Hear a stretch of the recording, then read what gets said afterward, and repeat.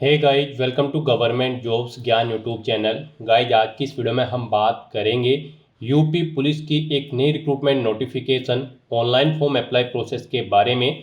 जी हाँ दोस्तों, उत्तर प्रदेश पुलिस ने यहाँ पर sub inspector, platoon commander special force और सब इंस्पेक्टर फीमेल बटालियन के 4,543 खाली पदों को भरने के लिए नोटिफिकेशन रिलीज कर दिया है। कैसे आप इस भर्ती में पार्टिसिपेट करने के लिए अपने फॉर्म अप्लाई कर सकते हो बिना कोई मिस्टेक किए हुए, इसकी पूरी जानकारी हम आपको step by step one time registration से लेकर प्रिंट तक इस वीडियो में देंगे।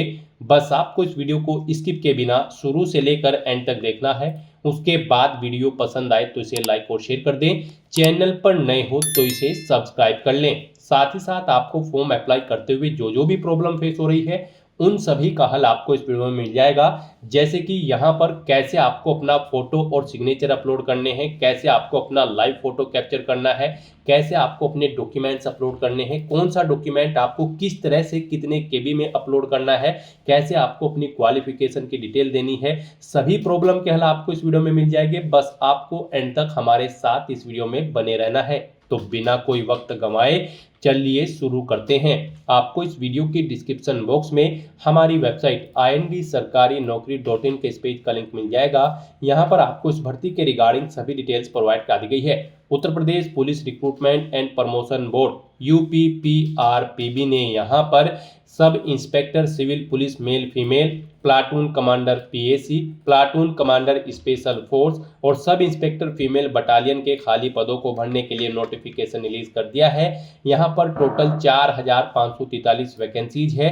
किस पोस्ट के लिए कितनी वैकेंसी है वो यहाँ से आप चेकआउट कर सकते हो। आप 12 अगस्त 2025 से 11 सितंबर 2025 तक अपने फॉर्म अप्लाई कर सकते हो। ग्रेजुएट डिग्री धारक कैंडिडेट अप्लाई कर सकते हैं। 21 से 28 साल आपकी आयु सीमा रखी गई है। यहाँ पर अनरिजर्व EWS और OBC कैंडिडेट को 500 रुपये फीस जमा करानी है। SC ST कैंडिडेट को 400 रुपये फीस जमा करानी है। फीस का अमाउंट आप ऑनलाइन मोड में जमा करा सकते हो, debit card, credit card, net banking या फिर UPI के माध्यम से।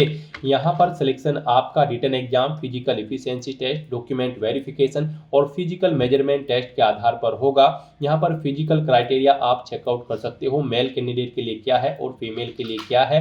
यहाँ से आप हमारी वेबसाइट से चेकआउट कर सकते हो। मेल कैंडिडेट की हाइट 168 सेंटीमीटर होनी चाहिए जनरल OBC SC कैंडिडेट के लिए, और 160 सेंटीमीटर रिक्वायर्ड है ST कैटेगरी कैंडिडेट के लिए। चेस्ट की अगर बात करें तो मेल कैंडिडेट की चेस्ट यहाँ पर 79 से 84 के बीच में होनी चाहिए जनरल OBC SC के लिए, और यहाँ पर ST के लिए 77 से 82 होनी चाहिए। मीन्स 77 बिना फुलाए हुए और 82 फुलाने के बाद। ऐसे ही यहाँ पर 79 बिना फुलाए हुए और 84 फुलाने के बाद जनरल OBC और SC कैंडिडेट के लिए। रनिंग यहाँ पर 4.8 किलोमीटर करनी है 28 मिनट में सभी मेल कैंडिडेट्स को। फीमेल के लिए यहाँ पर फिजिकल क्राइटेरिया कुछ इस तरह है। उनकी हाइट 152 सेंटीमीटर होनी चाहिए अगर वो जनरल OBC या फिर SC कैटेगरी से है, और अगर यहाँ पर ST कैटेगरी से हैं तो उनकी हाइट 147 सेंटीमीटर होनी चाहिए। चेस्ट रिक्वायर्ड नहीं है। फीमेल के लिए रनिंग यहाँ पर 2.4 किलोमीटर है, 16 मिनट में उन्हें ये रनिंग पूरी करनी होगी। आप ऑल इंडिया से ऑनलाइन मोड में इस भर्ती के लिए अप्लाई कर सकते हो। उसके लिए आपको इस पेज को नीचे स्क्रॉल डाउन करते हुए इंपॉर्टेंट लिंक सेक्शन में आना है। ऑफिशियल नोटिफिकेशन PDF लिंक पर क्लिक करके इस भर्ती के नोटिफिकेशन को ओपन कर लेना है और इसमें से आपको पूरी डिटेल रीड कर लेनी है। यहाँ पर आपको सभी डिटेल्स प्रोवाइड कर दी गई है, जैसे कि क्या पोस्ट का नाम है, कितनी उसके लिए नंबर ऑफ वैकेंसीज है, कब से कब तक आप अप्लाई कर सकते हो, कैसे अप्लाई कर सकते हो, क्या आपका एलिजिबिलिटी क्राइटेरिया होना चाहिए। पूरी जानकारी आपको इस नोटिफिकेशन में दे दी गई है। आप सभी डिटेल्स यहां से रीड करें, उसके बाद अपने फॉर्म अप्लाई कर लें। फॉर्म अप्लाई करने के लिए भी आपको हमारी वेबसाइट के इसी पेज पर ही अप्लाई ऑनलाइन का लिंक दिया गया है। जैसे ही आप इस लिंक पर क्लिक करेंगे तो आपके सामने यहाँ पर उत्तर प्रदेश पुलिस भर्ती प्रोन्नति बोर्ड का ये पोर्टल ओपन होगा। यहाँ पर पोर्टल ओपन होते ही आपको कुछ इंस्ट्रक्शन प्रोवाइड कराए गए हैं। आपको यहाँ पर इन्हें केयरफुली रीड कर लेना है। ये आपके OTR के बारे में इंस्ट्रक्शंस आपको दिए गए हैं कि कैसे आपको OTR करते हुए इन चीज़ों का ध्यान रखना है। तो इन इंस्ट्रक्शन को केयरफुली रीड करें, उसके बाद यहाँ पर आप ओके के इस ऑप्शन पर क्लिक करें। और गाइज फिर आपके सामने यहाँ पर कुछ इस तरह से इंटरफेस होगा। यहाँ पर गाइज अगर आपने पहले से अपना वन टाइम रजिस्ट्रेशन कंप्लीट कर रखा है, अब यहाँ पर यूपी पुलिस की भर्ती में अप्लाई करने के लिए वन टाइम रजिस्ट्रेशन रिक्वायर्ड कर दिया है। यहाँ पर आपको यूपी पुलिस की किसी भी भर्ती पर अप्लाई करने के लिए अपना वन टाइम रजिस्ट्रेशन करना होगा, उसके बाद आपको फॉर्म अप्लाई करना है। यहाँ पर अगर आपने पहले से अपना वन टाइम रजिस्ट्रेशन कंप्लीट कर रखा है तो यहाँ पर आपको लॉगिन के सेक्शन में आना है और यहाँ पर आप login with account, login with Aadhaar ID या फिर लॉगिन विद डिजी लॉकर, इन ऑप्शन में से किसी भी ऑप्शन का यूज करते हुए लॉगिन करके अपने फॉर्म अप्लाई कर सकते हो। और गाइज अगर आप यहाँ पर 2025 से किसी भी भर्ती के लिए फर्स्ट टाइम अप्लाई करने जा रहे हो यूपी पुलिस की, तो यहाँ पर आपको अपना वन टाइम रजिस्ट्रेशन करना है। उसके लिए यहाँ पर आपको create your one time registration OTR account का ये अलग से सेक्शन दिया गया है। यहाँ पर आने के बाद गाइज आपको रजिस्टर हियर की इस टैब पर क्लिक करके अपना OTR करना है। तो यहाँ पर जैसे ही आप रजिस्टर हियर की स्टेप पर क्लिक करेंगे आपके सामने कुछ इस तरह से इंटरफेस ओपन होगा। अब यहाँ पर आपको अपनी बेसिक डिटेल्स प्रोवाइड करते हुए अपना OTR कंप्लीट कर लेना है। यहाँ पर पहले आपको अपनी कॉन्टैक्ट डिटेल देनी है, फिर आपको अपना वेरिफिकेशन करना है, उसके बाद आपको अपनी पर्सनल इंफॉर्मेशन देनी है और अपना पासवर्ड क्रिएट करते हुए यहाँ पर आपको अपना OTR कंप्लीट कर लेना है। यहाँ पर सबसे पहले आपको अपना ईमेल एड्रेस एंटर करना है, अपना मोबाइल नंबर यहाँ पर आपको एंटर करना है और फिर आपको जनरेट ईमेल OTP और जनरेट मोबाइल OTP के इन ऑप्शन पर क्लिक कर देना है। उसके बाद आपके रजिस्टर्ड ईमेल आईडी और मोबाइल नंबर पर OTP आएंगे, वो OTP आपको यहाँ पर एंटर करने हैं और फिर गाइज आपको यहाँ पर वेरीफाई एंड प्रोसीड के इस ऑप्शन पर क्लिक कर देना है। इस तरह से यहाँ पर आपका मोबाइल नंबर और ईमेल आईडी सक्सेसफुली वेरीफाई हो जाएगी। फिर यहाँ पर आपको अपना वेरिफिकेशन कंप्लीट करना है। सबसे पहले यहाँ पर आपको चेकबॉक्स को ओके करना है कि यहाँ पर आपने अपनी 18 साल आयु कंप्लीट कर ली है। फिर यहाँ पर आपको अपनी सहमति प्रदान करनी है अपनी वेरिफिकेशन के लिए। उसके लिए आपको ये डिटेल हिंदी और इंग्लिश में प्रोवाइड कराई गई है। आप किसी भी लैंग्वेज में रीड करने के बाद यहाँ पर इस चेकबॉक्स को ओके करें। सुनना चाहते हैं तो इस ऑप्शन पर क्लिक करके आप इस डिटेल को सुन भी सकते हैं और फिर आप अपनी सहमति यहाँ पर प्रोवाइड करा सकते हैं। उसके बाद यहाँ पर आपको अपना वेरिफिकेशन करना है। यहाँ पर आप अपना वेरिफिकेशन दो तरह से कर सकते हो। आप आधार के थ्रू अपना वेरिफिकेशन कर सकते हो या फिर डिजी लॉकर के थ्रू आप अपना वेरिफिकेशन यहाँ पर कर सकते हो। और अगर आपके पास आधार और डिजी लॉकर नहीं है तो इनके बिना भी यहाँ पर आप अपना रजिस्ट्रेशन कर सकते हो। उसके लिए आपको I am not currently registered with Aadhaar और डिजी लॉकर के ऑप्शन पर क्लिक करना है और अपनी डिटेल्स यहाँ पर आपको मैन्युअली एंटर करते हुए अपनी वेरिफिकेशन यहाँ पर कंप्लीट कर लेनी होगी, अपना रजिस्ट्रेशन करना होगा। तो यहाँ पर हम आपको बता दें सबसे बेस्ट ऑप्शन आपके लिए आधार वेरिफिकेशन का रहेगा। यहाँ पर हम आपको सजेस्ट करेंगे आप आधार के थ्रू अपना वेरिफिकेशन कर लें। यहाँ पर बाद में भी आपको अपना वेरिफिकेशन करना होगा आधार के थ्रू। जब आप किसी भी भर्ती के लिए अप्लाई करेंगे तो हम आपको सजेस्ट करते हैं आप आधार के थ्रू अपना वेरिफिकेशन यहाँ पर कंप्लीट करें। तो जैसे ही यहाँ पर आप वेरिफिकेशन थ्रू आधार के इस ऑप्शन पर क्लिक करेंगे फिर आपके सामने कुछ इस तरह से इंटरफेस होगा। अब यहाँ पर आपको अपना आधार नंबर एंटर करना है। उसके बाद आपको जनरेट आधार OTP के ऑप्शन पर क्लिक करना है। फिर आपके रजिस्टर्ड मोबाइल नंबर पर एक OTP आएगा जिससे आपका आधार कार्ड लिंक है, वो OTP आपको यहाँ पर एंटर करना है और फिर गाइज आपको वेरीफाई एंड प्रोसीड के इस ऑप्शन पर क्लिक करते हुए आधार के थ्रू अपना वेरिफिकेशन कंप्लीट कर लेना है। इस तरह से यहाँ पर आपका आधार वेरिफिकेशन सक्सेसफुली कंप्लीट हो जाएगा। फिर यहाँ पर आपको अपनी नेशनलिटी सिलेक्ट कर लेनी है इंडिया। उसके बाद यहाँ पर आपको आपके आधार के अकॉर्डिंग कुछ चीज़ें आपकी ऑटोमेटिकली फिल मिल जाएगी, जैसे कि आपका नाम, आपकी डेट ऑफ बर्थ, आपका जेंडर और फिर यहाँ पर बस अब आपको अपने फादर का नाम एंटर करना है। उसके बाद यहाँ पर आपको अपनी 10वीं क्लास की डिटेल प्रोवाइड करनी है। यहाँ पर आपको अपना नाम एंटर करना है आपकी 10वीं की मार्कशीट के अकॉर्डिंग, यानी कि जो आपका नाम आपकी 10वीं की मार्कशीट में है वो एज इट इज आपको यहाँ पर टाइप करना है। फिर यहाँ पर आपको अपनी डेट ऑफ बर्थ एंटर करनी है अपनी 10वीं की मार्कशीट के अकॉर्डिंग DDMMYY फॉर्मेट में। उसके बाद यहाँ पर आपको अपना जेंडर सिलेक्ट करना है। उसके बाद यहाँ पर आपको अपने फादर का नाम दोबारा से टाइप करना है अपनी हाई स्कूल की मार्कशीट के अकॉर्डिंग। इस तरह से अपनी डिटेल प्रोवाइड करने के बाद फिर आपको प्रोसीड के इस ऑप्शन पर क्लिक करना है। नेक्स्ट यहाँ पर आपको अपना पासवर्ड क्रिएट करना है। यहाँ पर आपके पासवर्ड के लिए आपको गाइडलाइन दी गई है। आपका पासवर्ड कम से कम 8 कैरेक्टर का होना चाहिए और ये अल्फा न्यूमेरिक फॉर्मेट में होना चाहिए। मीन्स आपके पासवर्ड में कम से कम एक अपर केस कैरेक्टर, एक लोअर केस कैरेक्टर, एक इंटीजर नंबर और एक स्पेशल कैरेक्टर जैसे कि @ या फिर डॉलर होना चाहिए। तो इस फॉर्मेट में यहाँ पर आपको अपना पासवर्ड एंटर करना है। हम यहाँ पर आपको सैंपल के तौर पर दिखा रहे हैं। यहाँ पर आप अपने अकॉर्डिंग अपना पासवर्ड एंटर करें। वही पासवर्ड आप यहाँ पर कंफर्म पासवर्ड फील्ड में एंटर करें। उसके बाद आई एम नॉट ए रोबोट के चेकबॉक्स को ओके करें और फिर गाइज आप preview and create an account के इस ऑप्शन पर क्लिक कर दें। फिर यहाँ पर आपने जो डिटेल प्रोवाइड कराई है उसका पूरा प्रीव्यू यहाँ पर आपको शो कर दिया गया है। आपको सभी डिटेल्स केयरफुली चेकआउट करनी है। कहीं पर कोई मिस्टेक है तो आप एडिट बटन पर क्लिक करके एडिट कर सकते हो, नहीं तो यहाँ पर बस अब आपको इस चेकबॉक्स को ओके करना है और फिर गाइड क्रिएट एन अकाउंट के इस ऑप्शन पर क्लिक कर देना है। फिर आपके सामने मैसेज शो होगा कि यहाँ पर खाता बनाने के बाद आप अपना ईमेल आईडी और मोबाइल नंबर कभी भी चेंज नहीं कर पाओगे अगर यहाँ पर आप प्रोसीड ऑप्शन पर क्लिक कर देते हैं। और अगर आप चेंज आउट करना चाहते हैं तो इस मैसेज को कट करें और एडिट करके अपना मोबाइल नंबर या फिर ईमेल आईडी आप चेंज कर सकते हैं। तो यहाँ पर अगर सभी चीज़ें ओके हैं तो अब यहाँ पर आपको प्रोसीड के इस ऑप्शन पर क्लिक कर देना है। इस तरह से यहाँ पर आपका यूपी पुलिस की इस वेबसाइट पर one time registration successfully complete हो चुका है।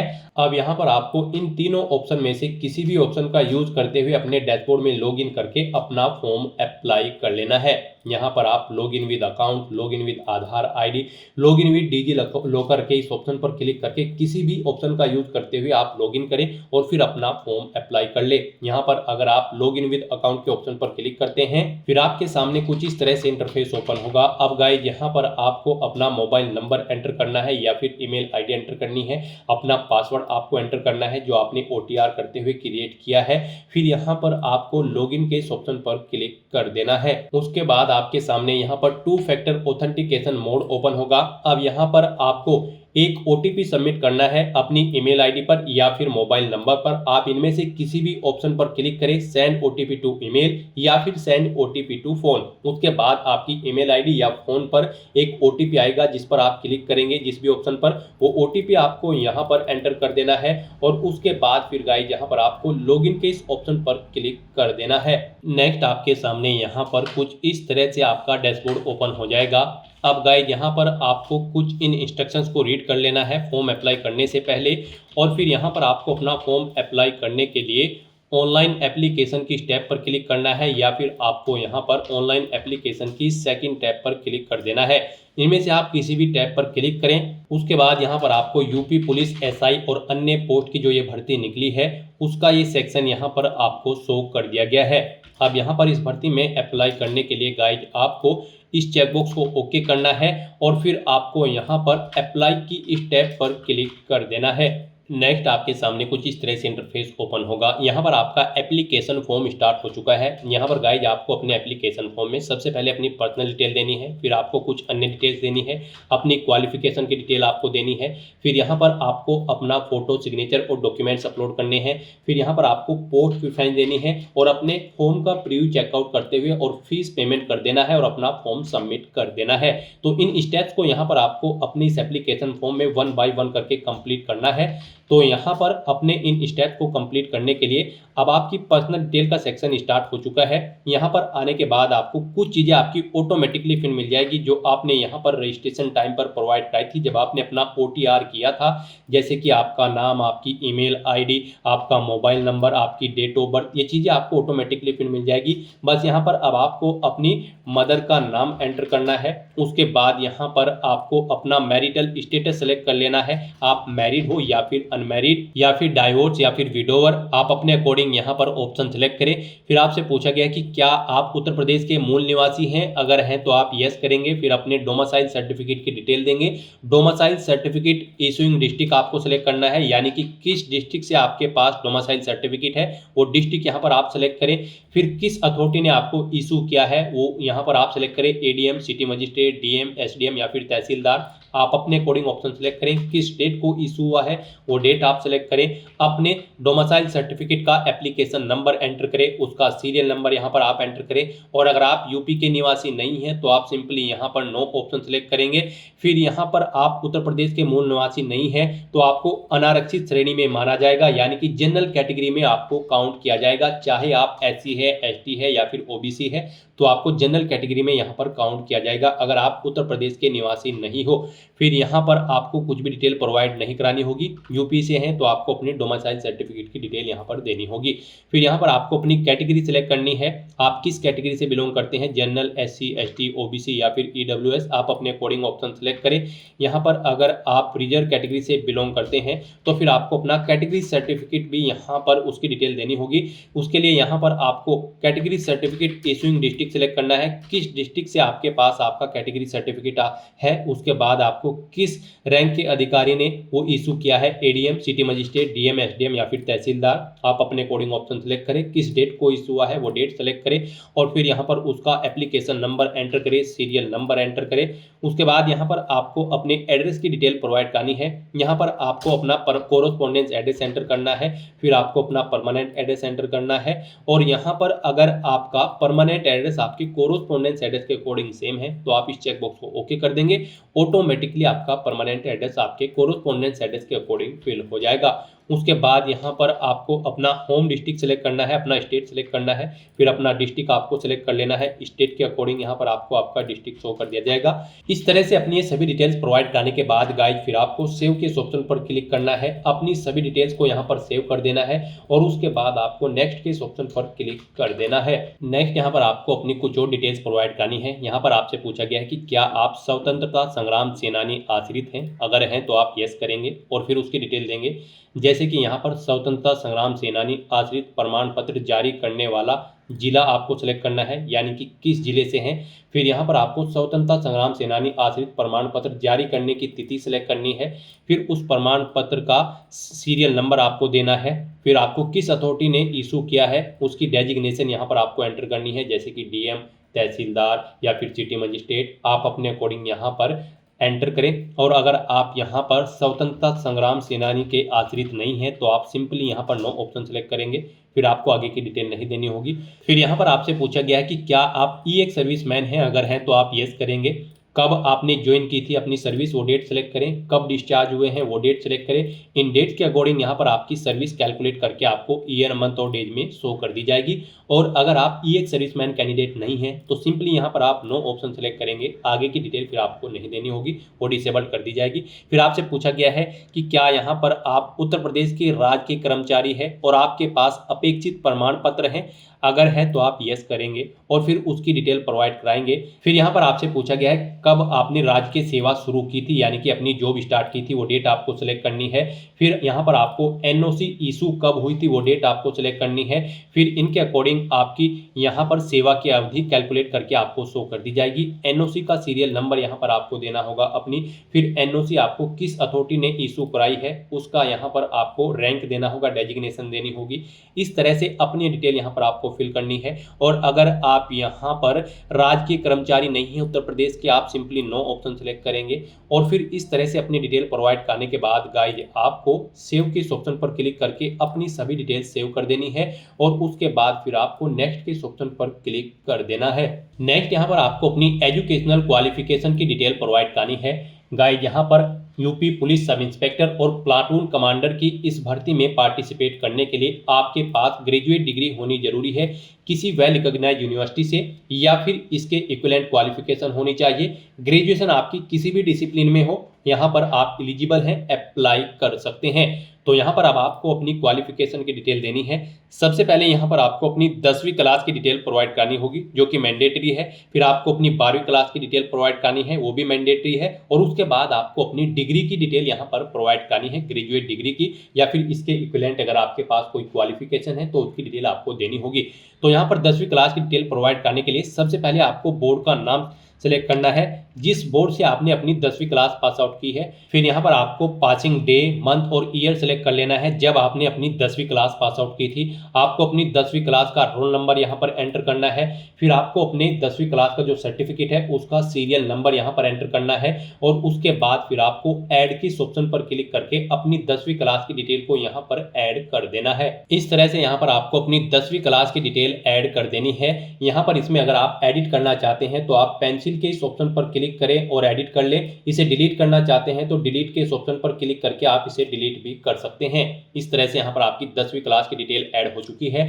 अब यहाँ पर आपको अपनी 12वीं क्लास की डिटेल ऐड करनी है। उसके लिए यहाँ पर आपको 12th स्टैंडर्ड और इक्विवेलेंट आपको इस टैब पर क्लिक करना है और यहाँ पर अब आपको अपनी 12वीं क्लास की डिटेल को ऐड कर देना है। इसे भी आपको सेम ऐसे ही ऐड करना है जैसे आपने 10वीं क्लास की डिटेल ऐड की है। यहाँ पर भी आपको सबसे पहले बोर्ड का नाम सेलेक्ट करना है जिस बोर्ड से आपने अपनी 12वीं क्लास पास आउट की है। फिर आपने उसे किस डे, मंथ और ईयर को पास आउट किया है वो डेट आपको सेलेक्ट कर लेनी है। उसके बाद यहाँ पर आपको अपनी 12वीं क्लास का रोल नंबर एंटर करना है, उसके सर्टिफिकेट का सीरियल नंबर एंटर करना है और ऐड के इस ऑप्शन पर क्लिक करके आपको अपनी 12वीं क्लास की डिटेल भी ऐड कर देनी है। इस तरह से यहाँ पर आपकी 10वीं क्लास की और 12वीं क्लास की डिटेल सक्सेसफुली ऐड हो जाएगी। इन्हें आप एडिट करना चाहते हैं तो एडिट कर ले, डिलीट करना चाहते हैं तो डिलीट कर ले। और अब यहाँ पर गाइस आपको अपनी बैचलर डिग्री यानी ग्रेजुएशन की डिटेल प्रोवाइड करानी है। उसके लिए यहाँ पर आपको बैचलर डिग्री और इक्विवेलेंट की टैब पर क्लिक करना है और यहाँ पर आपको अपनी ग्रेजुएशन की डिटेल भी सेम ऐसे ही प्रोवाइड करा देनी है। यहाँ पर आपको सबसे पहले यूनिवर्सिटी या फिर बोर्ड का नाम सेलेक्ट करना है जिससे आपने अपनी ग्रेजुएशन कंप्लीट की है। उसके बाद किस डे, मंथ और ईयर को आपने कंप्लीट की है वो डेट आपको सिलेक्ट कर लेनी है। अपनी ग्रेजुएशन का रोल नंबर यहाँ पर आपको एंटर करना है, सीरियल नंबर आपको सर्टिफिकेट का एंटर करना है और उसके बाद आपको ऐड के ऑप्शन पर क्लिक कर देना है। इस तरह से यहाँ पर आपकी 10वीं, 12वीं और ग्रेजुएशन की डिटेल ऐड हो जाएगी।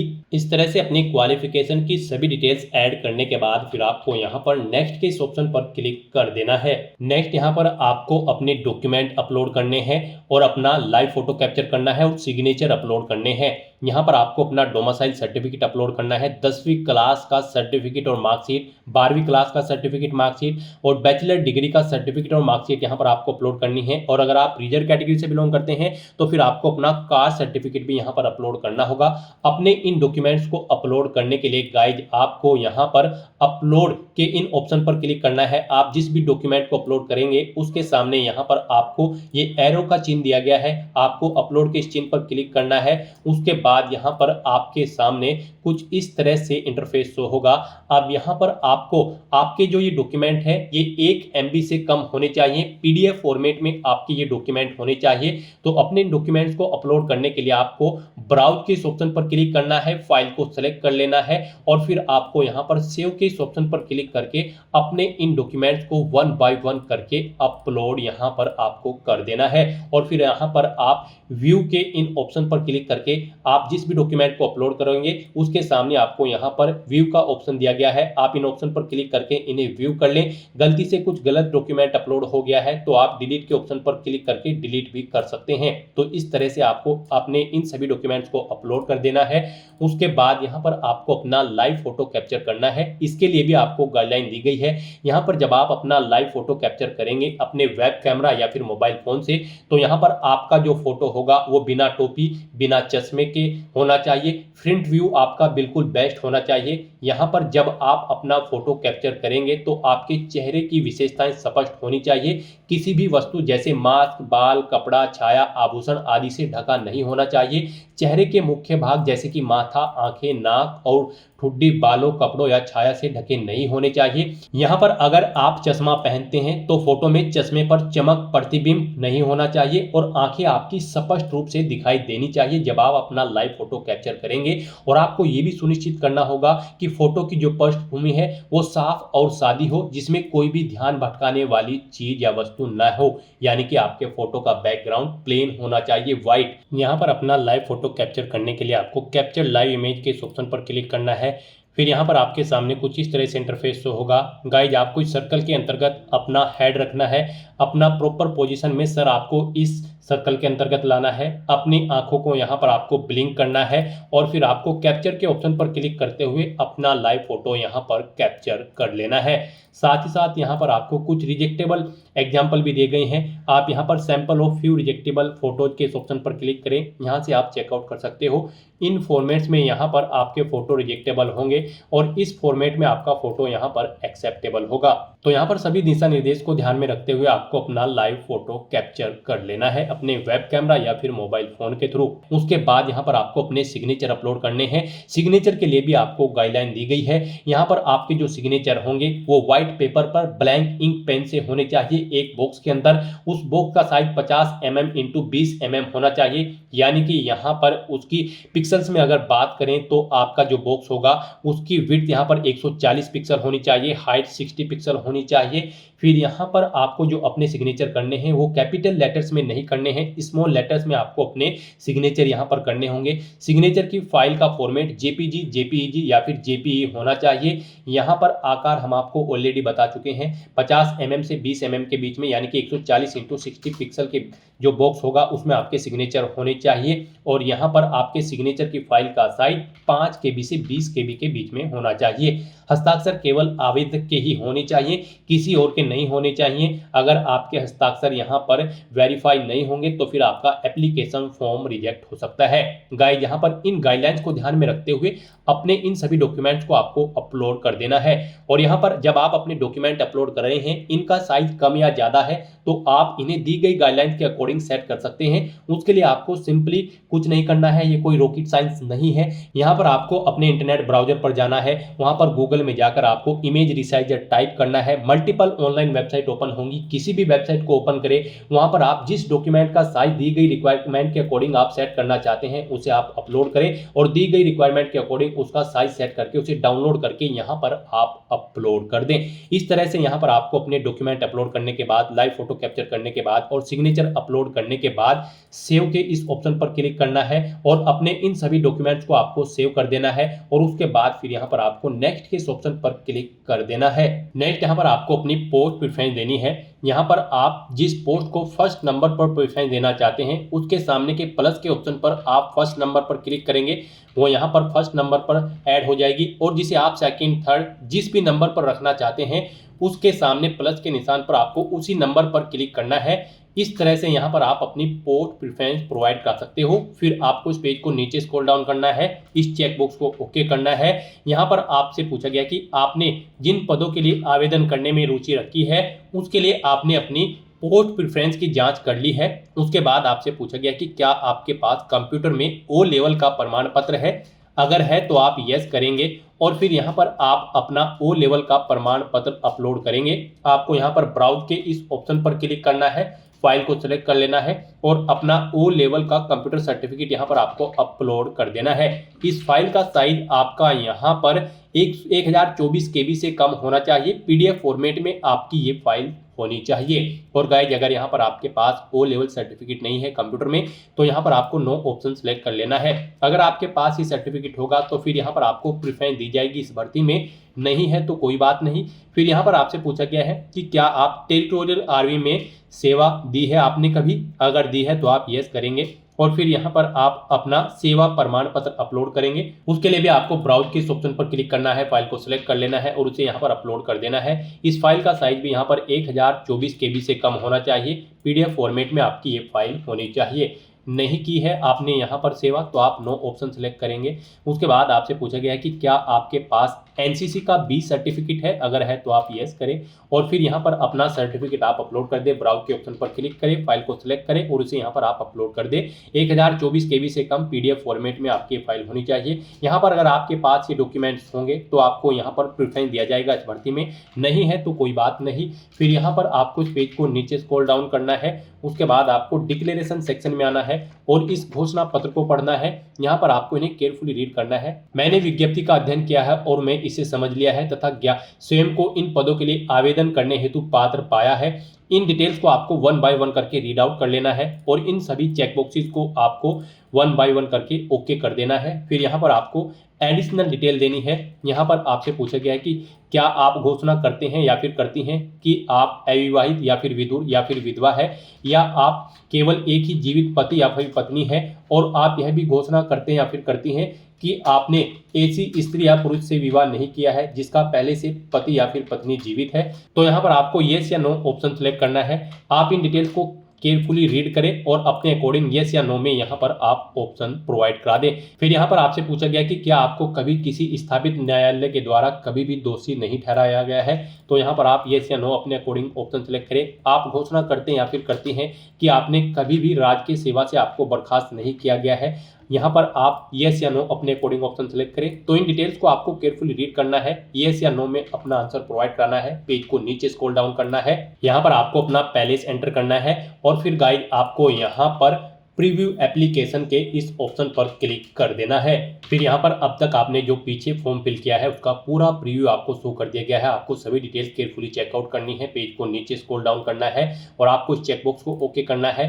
कहीं पर कोई मिस्टेक है तो यहाँ पर आप एडिट के इस ऑप्शन पर क्लिक करके अपने एप्लीकेशन फॉर्म में एडिट कर सकते हैं, और अगर सभी चीजें ओके हैं तो बस यहाँ पर गाइस अब आपको सबमिट के इस ऑप्शन पर क्लिक कर देना है। फिर आपके सामने ये पॉपअप शो होगा, आप डिटेल रीड करें और सबमिट के इस ऑप्शन पर फिर दोबारा से क्लिक कर दें। इस तरह से यहाँ पर आपका एप्लीकेशन फॉर्म सक्सेसफुली सबमिट हो चुका है, लेकिन कंसीडर इसे आपके फीस पेमेंट के बाद ही किया जाएगा।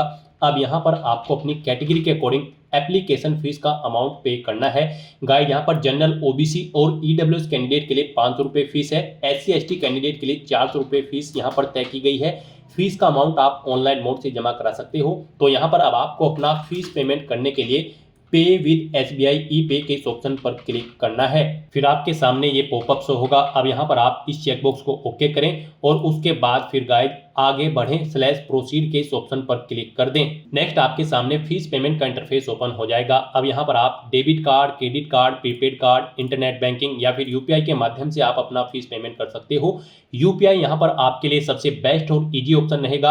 आप यूपीआई के इस ऑप्शन पर क्लिक करें और यहाँ पर अगर यूपीआई आईडी के थ्रू फीस पेमेंट करना चाहते हैं तो आप एंटर यूपीआई आईडी के इस ऑप्शन पर क्लिक करें। यहाँ पर आप अपनी यूपीआई आईडी एंटर करें और वैलिडेट यूपीआई आईडी के इस ऑप्शन पर क्लिक करते हुए अपना फीस पेमेंट कर दे यूपीआई आईडी के थ्रू। और अगर आप यूपीआई आईडी के थ्रू फीस पेमेंट नहीं करना चाहते हैं, क्यूआर कोड के थ्रू फीस पेमेंट करना चाहते हैं, तो यहाँ पर आप यूपीआई क्यूआर के इस ऑप्शन पर क्लिक करें।